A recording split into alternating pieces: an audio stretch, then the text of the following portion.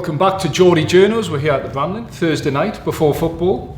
It's a bit lively downstairs now, isn't it? It's not normally this loud when we're coming at 10 o'clock in the morning on a Monday. No, fortunately we've got our own little private room, which the Bramlin Arms in Gosforth were so kind to lend us on very short notice. But international break, there's not an awful lot to talk about regarding Newcastle United other than the players out and about various international duties. But we wanted to talk about contract situations because there's been a story come out this week. Fabian Schar, obviously his contract expires at the end of the season, such an important player for Newcastle under Eddie Howe, and he's spoken about how he's keen to stay, how the contract situation always seems to resolve itself, but then you move it forward and look at the other players who are out of contract: Sean Longstaff, Emil Krafth, Callum Wilson, Martin Dubravka, Mark Gillespie, John Ruddy, might be another one in there, but it's a situation Newcastle will have to resolve over the coming months, and certainly gives us something to talk about before we kick a ball about at Walker Dome. Yeah, it certainly piqued my interest when I seen the Schar quotes kicking about.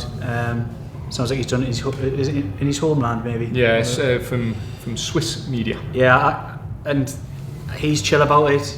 It just cuts with the character that he is. I can't imagine he's very high maintenance. I don't think he's too concerned. He's looking at it saying he's probably in the twilight of his career, still a top Premier League performer. Look, I think there was a big focus on a lot of players when things weren't going well, and I think the microscope came across quite a few.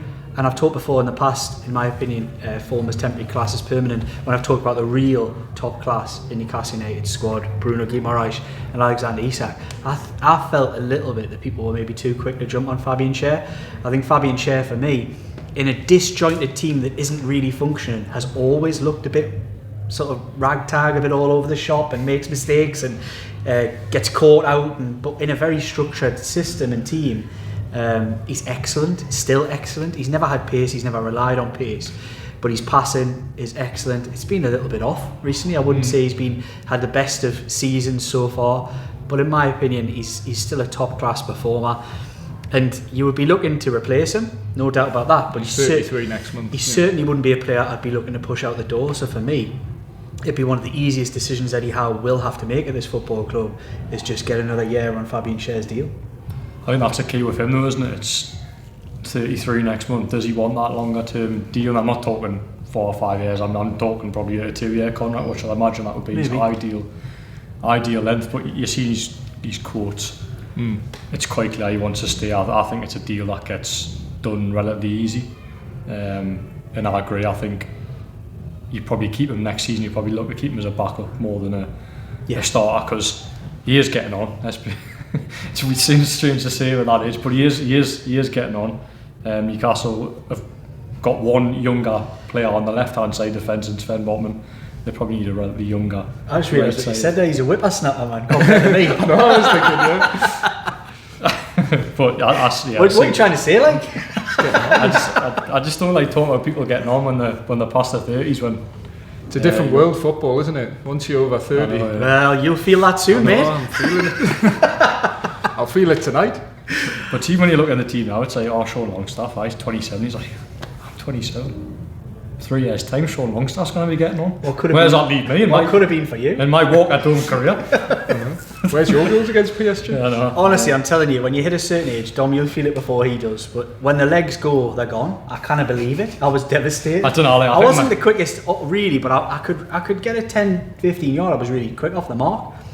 Gone. Just to use, you guys know that now. It's like watching us run through treacle. But I think Fabian Schar, like you say, this season when Newcastle have struggled, he's probably fell into that bracket slightly. But for the 2 seasons prior, we've said about him on previous videos, he has been, in terms of his performances, borderline world class for Newcastle, certainly for extended spells, and has been a key player under Eddie Howe. And it's been not funny almost, but he was a player who could barely get a game before Eddie Howe came in. He was in and out the team, and then since Eddie Howe came in, been a constant and a constant source of quality from the back. But just compare, the critics, obviously he's a few years older than when he first arrived, but you just look back to that first Rafa team, the first season that he had, in a very structured team with people doing the jobs and know exactly where they're meant to be and what they're meant to do. He looked excellent. Yeah. Jamal Lascelles, who we might come on to as well, also looked excellent in a team like that. Different kind of player, different levels of quality in my opinion. But Fabian Schar, again, you just keep him in a structured team. If you're a team with ambition and they're wanting to play 50 games a season by going deep in cup competitions and playing Champions League,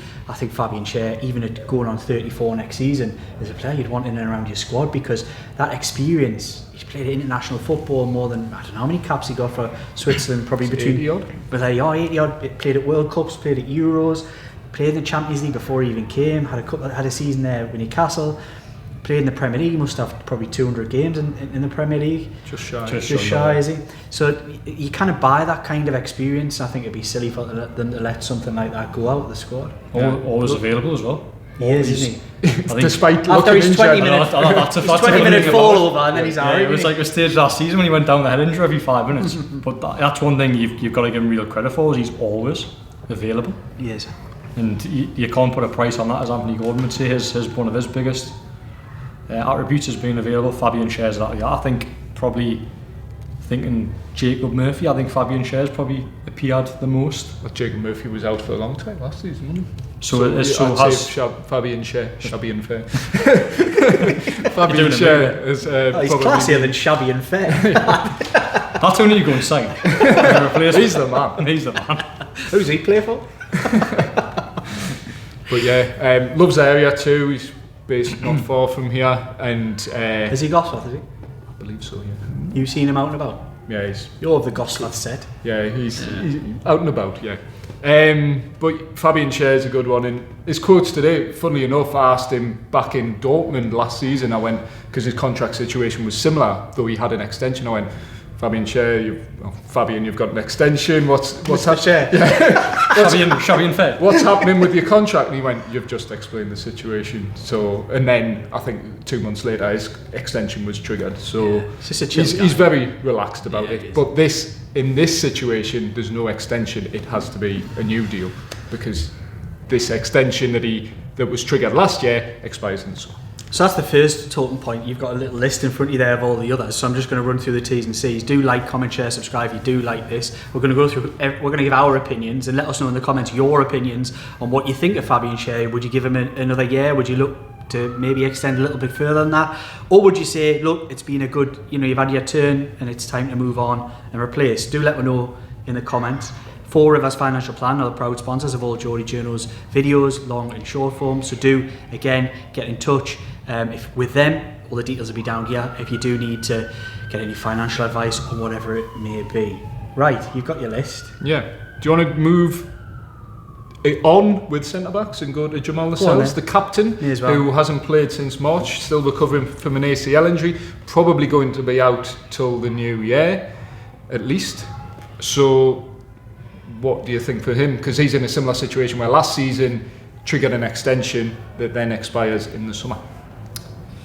Hard one, isn't it? Do you want to start on this one? I think it's a really hard one. And he's a few years younger than... Because we're talking about... I just mentioned there about Newcastle needing to go out and sign a younger version of Fabian Schar. So if they were to do that next summer, where does that leave Jamal Lascelles in the pecking order? When you've got Dan Burn, as who you'd imagine would still be remaining as a backup, Sven Botman, who comes in as a starter. Is that your 5 centre-halves? Is that your 5 centre-halves right there? Lloyd Kelly. Fabian Schar, and then who's... I'm just not sure. I'm just not sure there's a place for Jamal Lascelles. Which I don't like to say, because I've always been a massive Jamal Lascelles fan, and I've never criticised him. I know what he is.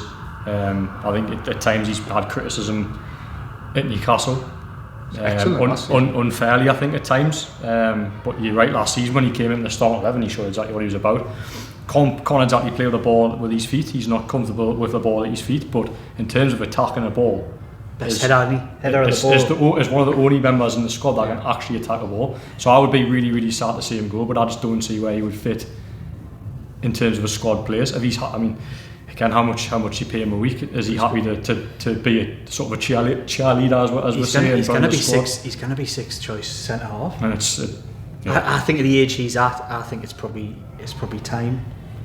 So I like him. I've always liked him, even when he was criticised by many for his performances at times.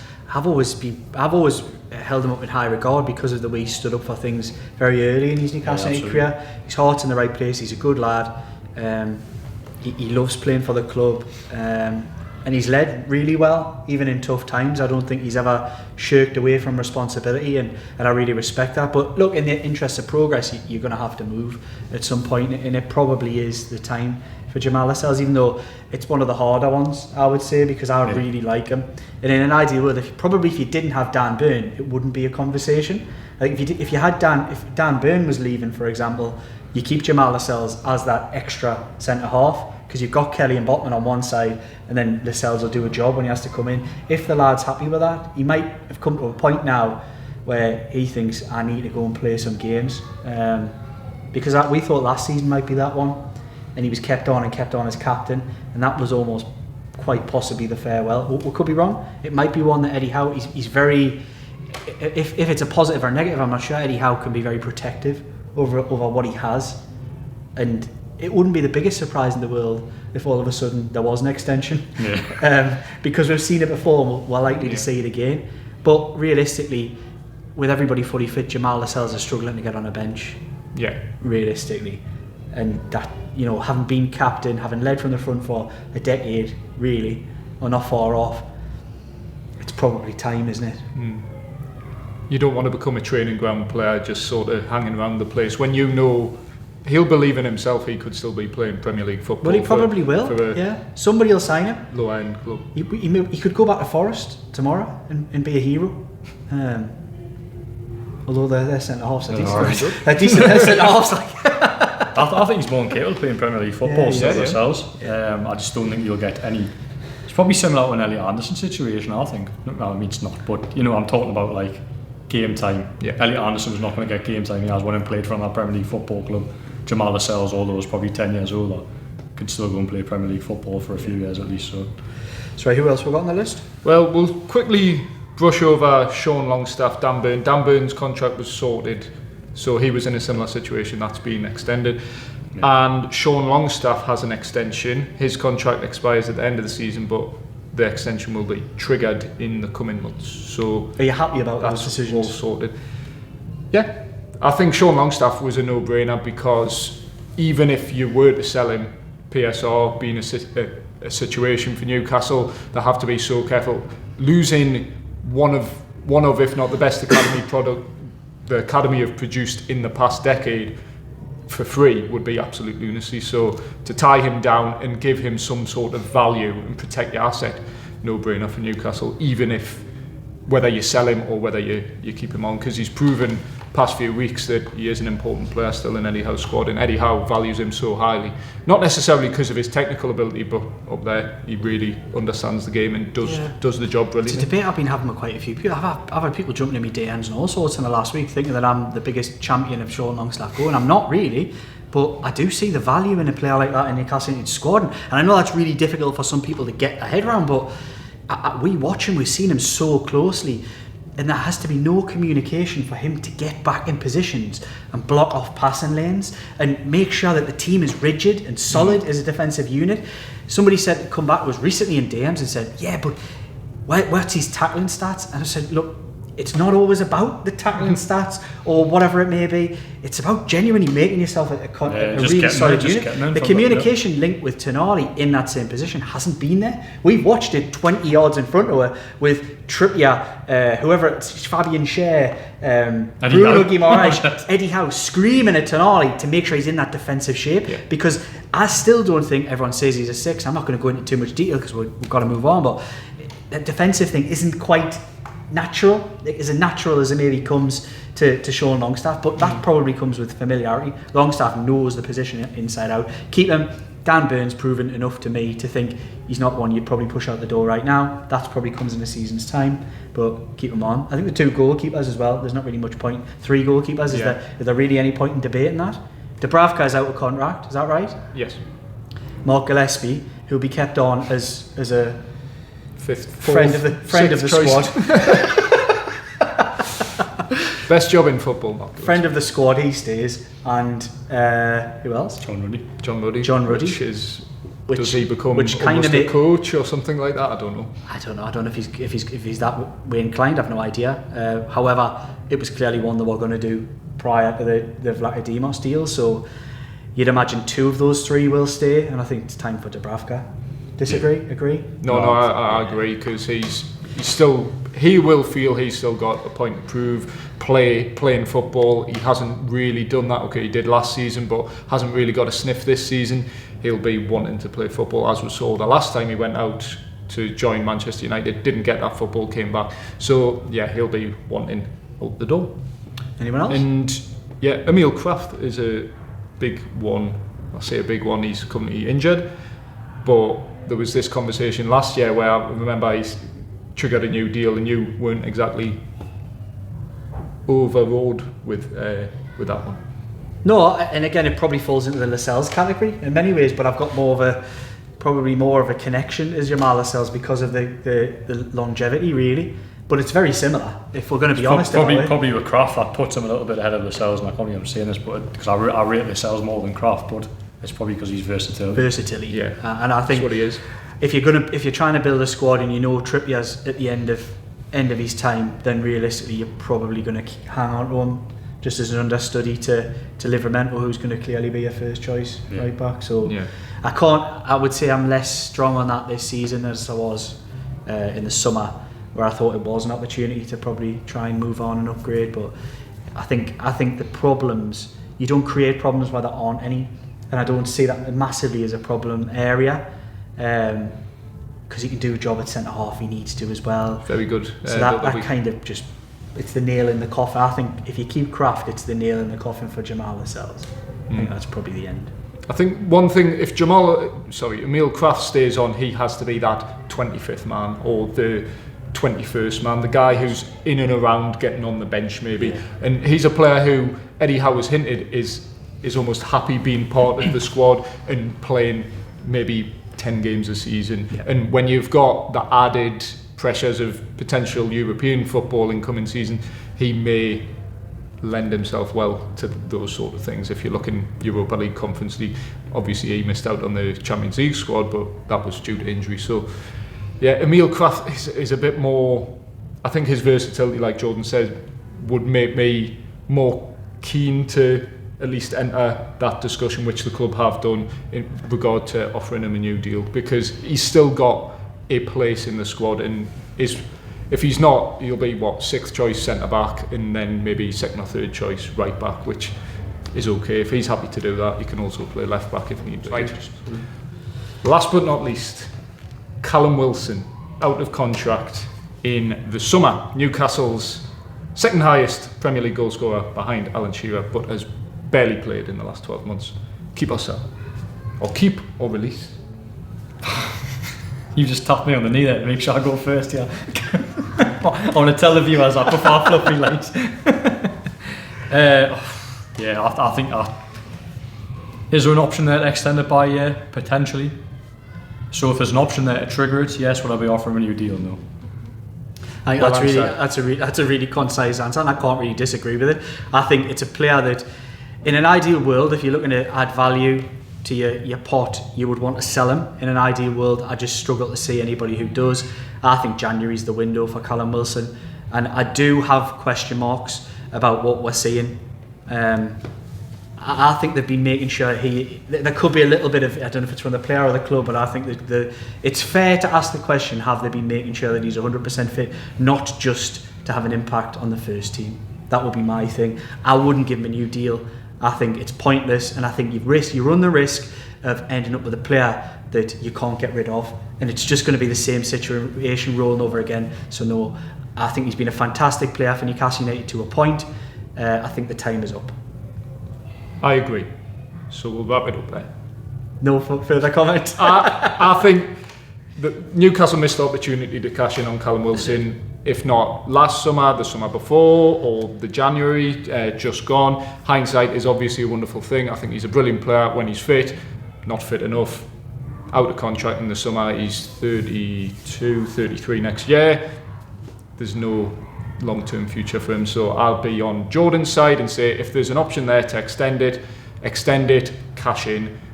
If not, by Callum with a round of applause, because good servant of the club when fit. Yeah, it's been described by, there's been some players left where it's great servant. I think Callum Wilson's been a good servant of the club. If you agree, disagree, do jump in the comments and let us know. Be an interesting conversation starter. We will be in the comments ourselves, checking out what you think. Do you think Schar should stay? Should he go? Callum Wilson's probably the biggest talking point, really, when you think about it. But do let me know down here. 4 Rivers Financial Planning is there, and we will be back this weekend with another video talking about what we think of Eddie Howe and how he has turned around a season that looked like it was in decline. So do like, comment, share, subscribe for all your Geordie Journos content.